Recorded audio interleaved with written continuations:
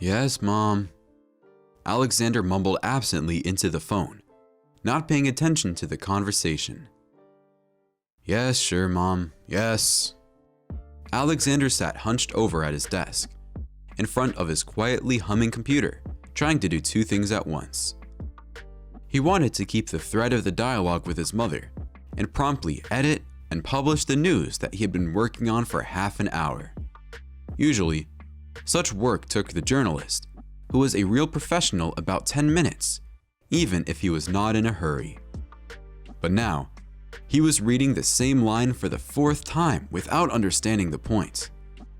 Obviously, Alexander was not good at multitasking, because at some point, there was a silence on the phone, foreshadowing a hurricane. Are you not listening to me again? The woman at the other end of the line was suddenly very angry. What do you mean, yes, Alex? I'm telling you that someone was rude to me in the drugstore, and you say, yes, Mom? Seriously? Mom, don't you understand that I'm at work? And the line at the drugstore or post office or grocery store you didn't like is the least of my worries. The young man replied. How dare you speak to me this way? The woman instantly coined her favorite phrase, and her voice trembled suspiciously. Are you saying I'm a burden to you, right? Mommy, Alex started in a soothing tone. Please, just try to understand that I have to work, to pay the bills, the mortgage. Sometimes I don't even have time to go to lunch. But it's so urgent that it couldn't wait until the end of the day. I can visit you tonight, and we'll have tea and cake, and you can tell me about your incredible stories. About the neighbors, about the skyrocketing prices of bread and cheese, about the incompetent therapist in the hospital, about the weather-related blood pressure spikes, or whatever else you want to tell me. Alex immediately regretted what he had said. Though he hadn't seen his mother's face, he can imagine her pursing her lips resentfully in response to his suggestion. Sure, Alex, that would be nice, she grumbled after a half minute of significant silence. Except you don't visit me. You've forgotten the way to your home, the place where you grew up, where you took your first steps. We got this apartment because your father served in the army, and he and I were among the first people to move in. Alex almost groaned. Would he have to listen to their family history for the 100th time now? Mom, so sorry, but the editor-in-chief is calling me into his office, something urgent. He interrupted the woman. I'll visit you this week, okay? Without giving the woman a chance to scold him or to call his consciousness, Alex hung up and exhaled. After hanging up the phone, which had become incredibly hot from talking so long, the man looked longingly at the duration of the call. 32 minutes. Alexander sighed heavily again. He leaned back in his office chair, rubbing his face and tired eyelids. Alex, did your mom call again? His colleague, Abigail, immediately reacted to the heavy sighs, looking up from behind her monitor and giving the man a mocking look. Alex, please, not like last time. Send your news to me first. I'll check it before you upload it to the website. I'm not kidding. Don't make the same mistakes again. His colleague offered to help. Alex gave her a pouty look, but he didn't refuse Abigail's offer. It was definitely good to send her the news and let her look at it with a fresh eye. The fact was that Alexander worked as a journalist and editor at the online news portal. His duties included finding and writing relevant news. Besides topical subjects, he was also engaged in writing economic opinion pieces, which he sincerely loved. But it is not easy to describe the city's latest news when you are constantly distracted by phone calls. Thus, typos and unacceptable mistakes began to creep into the journalist's text, which then turned into fines. And once, after another mother's hysterics such as, "You have completely forgotten me," and "Did not even congratulate me on my professional holiday. How dare you? I raised you." The man made a huge mistake.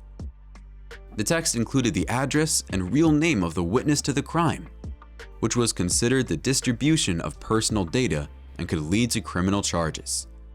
Of course, the news was removed from the website immediately, but it had time to go viral on other internet resources. They even had to involve the police, but luckily, nothing happened. Alexander looked around the office with a gloomy look. 5 more employees were working in front of the monitors beside him. The editorial office was small and looked like a studio apartment. Journalists sat next to each other, most often wearing headphones so as not to disturb others' work. Therefore, of all those present, only Abigail heard Alex's conversation with his mother. She was the one with whom the man was in close, even friendly relations. He had always liked the pretty blue-eyed girl. "Look, it's none of my business, but maybe you really don't pay attention to her," the girl asked when Alex sent her the news. "Old people are lonely, and they appreciate it when you call or send them text all the time." "If only that were true, Abigail," Alex said. "My mother feels some kind of catastrophic, unhealthy lack of attention. I think only a therapist could figure out what she wants from me. She calls me 5 times a day, in the morning, at work, and in the evening. She constantly demands my presence in her life. And she lives a bit far, by the way. She lives out of the city." "Yeah, with our traffic, it's a long drive out of the city.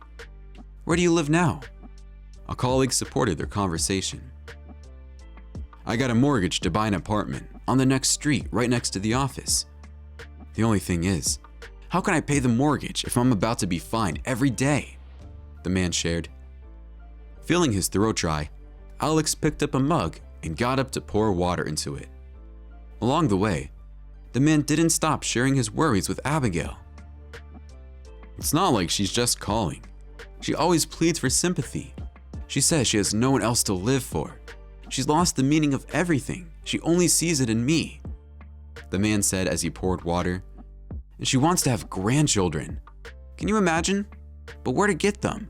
If even during my last date with a girl, I was forced to interrupt the date, leave the girl alone, and go to my mother out of town. What do you think? Why? To change the light bulbs in the hallway. And she called that night and didn't really explain anything. I thought she had a flood, or even a heart attack. And there was just a light bulb. And what did she need the light for at 9 at night when she goes to bed?" The journalist took a few greedy sips, wiped his mouth with his hand, and turned sharply to his colleague. "Don't think that I don't appear in her life," he declared. "I visit her at least once a week after work, and once on holidays if there are no force majeure situations. I always help her. I fill her fridge with groceries, and we go to different events together as often as possible. I mean, isn't that enough?" Abigail shrugged, considering the question rhetorical. Though working side by side with Xander, she could see how often his mother called her son. In such an atmosphere, it was difficult to work and build a personal life. For example, Alex did not notice her, Abigail, and she, by the way, tried so hard. She treats him with homemade pastries or helps him with his work. And then it turns out he goes on dates. "You're her only child, right?" Abigail clarified dejectedly. "Yeah, and my dad passed away 5 years ago. She is elderly now. She gave birth to me quite late," Alex replied. "I don't even know what to advise you," the girl admitted frankly, flicking her fingers on the keyboard. "Try talking to her, explain the situation. By the way, I sent you the news. Upload it." "Thank you," the man replied to everything at once. He knew perfectly well, though, that talking to his mother was useless. She would just give him a judgmental look and start a long story about how she had stayed up nights because of him when he was a baby. And now, he couldn't find time for his own mother in his busy schedule. And the problem was not time. Alex could find the time. The problem was that Agnes, Alex's mother, wanted to have absolutely every minute of her son's life. Alex tried to distract himself from his thoughts by dividing headlong into his work. Today, He had to skip lunch because he couldn't keep up with a daily plan of 25 articles per news day. When it was just minutes before the end of the day, and Abigail was already had time to turn off the monitor, Alex's smartphone rang again. The man frowned at the screen, but the number was unfamiliar to him. Hello. He pressed the phone to his ear with his shoulder, quickly finishing off the rest of his work. Alex, the concerned voice said. It's your mom's neighbor, Gina. Do you remember me? Gina, the neighbor from the 3rd floor, the guy remembered her well.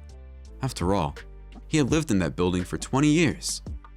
She and his mother had been close friends, visiting each other for tea and baking pies together. But why would she call him? He didn't understand. Yes, Gina, hello, the man replied. Anything happened? Gina sighed heavily. Alex, I have to tell you. Your mother was found lying on the floor today. She had a heart attack. She went out to the store and it was such a disaster. She fell right on my stairwell. Luckily, I came out in time and called for an emergency. The doctors came, examined her, and gave her an injection. But now, the problem is that Agnes is still very weak and bedridden. She cannot get up at all. The doctor said to look after her and help her. I will help as much as I can, but you also have to take care of your mother. The neighbor told him the news, which shocked the man.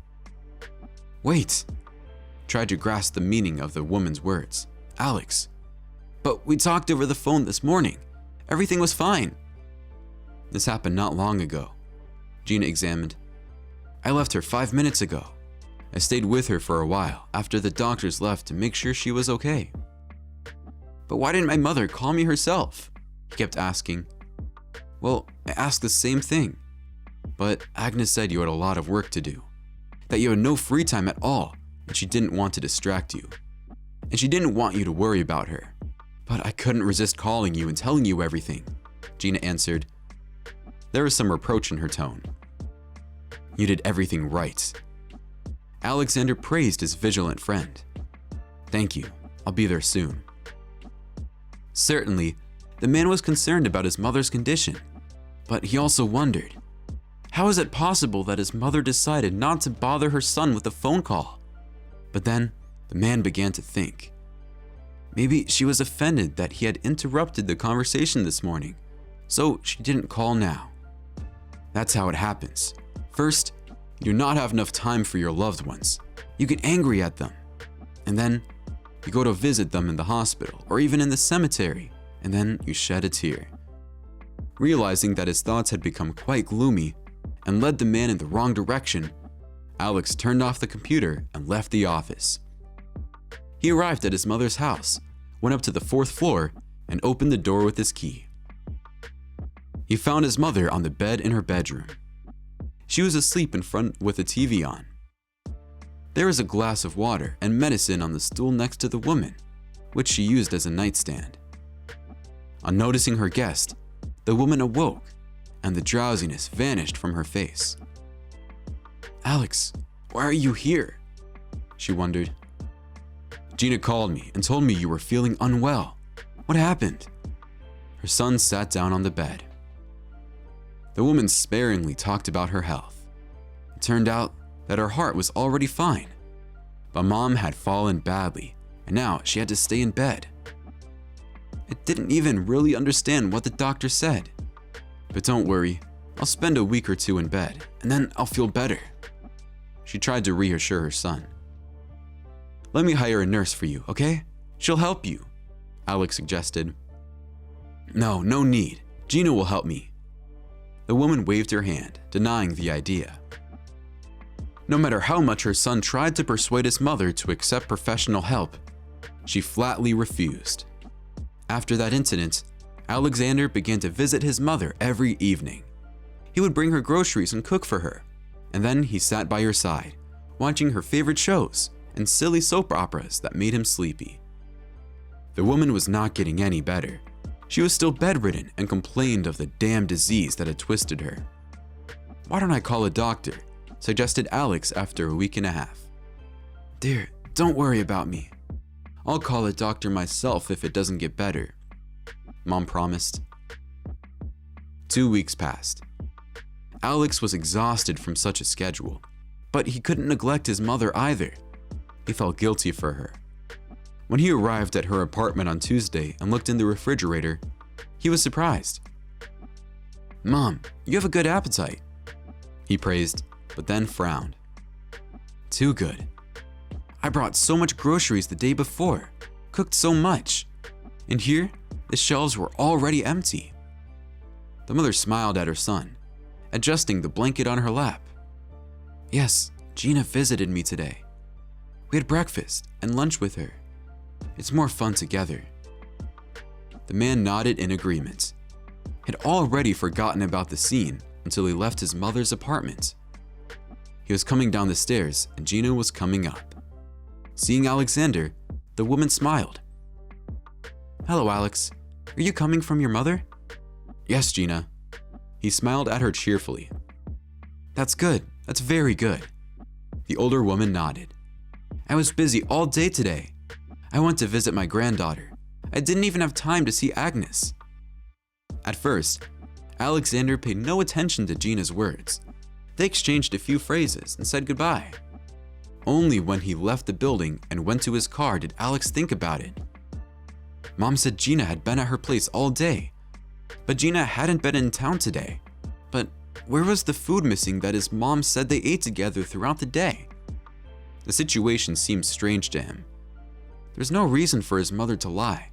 It did not fit with what she had said. On Wednesday, Alex's frown and brooding were noticed by Abigail. "Alex, what's wrong with you again? You've become so pale and nervous," Abigail asked. Alex immediately told his colleague about what was going on in his life. Abigail chewed on the tip of her pen, deep in thought. "What's your mom's diagnosis?" the journalist asked. "I have no idea," Alex admitted. And indeed, his mother did not tell him what her diagnosis was. All she said was that she could not walk, and he was so busy working and taking care of her that he forgot to turn on his brain. "Look, why don't you put a camera in your mom's apartment? That way, you'll know what's going on there and where the groceries are going. You know, maybe someone's hurting her and stealing food. And maybe even her neighbor, and she is afraid to tell the truth, or she's embarrassed," suggested a colleague. At first, the idea seemed strange to the man. He was not in a spy movie to put a hidden camera in his mother's kitchen. However, when his mother's stories became more alarming, he decided to take a desperate step. When he arrived to cook dinner for his mother, the camera had already been purchased. The tiny camera fits easily on the shelf, between the jars of cereal that were rarely used in cooking. The camera was connected to the journalist's laptop through a special application. When he opened the laptop the next day and launched the application, the man was speechless by what he saw. The image was not very clear. What can you expect from an inexpensive model of a device? However, it showed his mother miraculously walking. In the morning, she went to the refrigerator in a businesslike manner, examining its contents. Taking out the sandwiches, his mother made tea, then watered her favorite orchids. A little later, at lunchtime, a neighbor appeared on the video as well. They really had lunch together, eating steaks cooked by Alex. Then they switched to tea and cookies. The only thing was, Gina was not only aware of the cunning mother's excellent health, but she was in cahoots with her. The man was angry. "Don't be so hysterical. After all, she is your mother. She probably did what she did and tricked not out of malice, but out of great love." Abigail tried to cool the man's ardor when she learned of what had happened. "What a great motherly love it is to deceive your son," Alex muttered indignantly. "I don't know. I didn't have a mother at all," the woman pointed out. Then, Alex thought back to the fact that his colleague had been raised by her grandparents, who were no longer alive. This did make him come to his senses a little bit. However, the same night, Alexander forced his mother to confess everything. It turned out that there had been no emergency. Everything had been invented by his mother herself in order to see her son around more often. No matter how angry Alex was then, he did not tear up his relationship with his mother. He remembered the look on Abigail's face when she told him she didn't have a mother at all. He also remembered that he'd given his mother a lot of trouble himself when he was young, and how many lies he told when he was young and stupid he couldn't count. Alexander then had a serious talk with his mother, strictly telling her to learn to see the limits, to draw a line. "Mom, I never forget you," he confessed honestly. "I love you and I will be there for you, but not every single day. Do you understand?" The woman sobbed and nodded. Alexander hugged his mother, comfortingly stroking her back. "I'll visit you more often. There's nothing to cry about," he promised. "Don't make up any more silly stories. I'm getting worried." Alex kept his promise, and so did his mother. Now, Agnes didn't distract him with phone calls and spent more time with her friend. She found hobbies and activities she liked. Her son visited her often and happily because he did it sincerely, not under compulsion. And one day, he took home a modest, smiling young woman. "Mom, this is Abigail." Her son introduced her. "She's my girlfriend." "It's nice to meet you. Alex has told me a lot about you." Abigail's eyes sparked slyly at those words. "Only good things, I hope." The woman grinned, fussily inviting her guest into the kitchen, which smelled of fresh, homemade cookies. "Only good." The girl nodded, discreetly poking her boyfriend in the side. "You can rest assured." Dear viewers, thanks for watching this video. Share your impression in the comment section. If you enjoy what we do, please subscribe to the channel, like, and watch our other videos.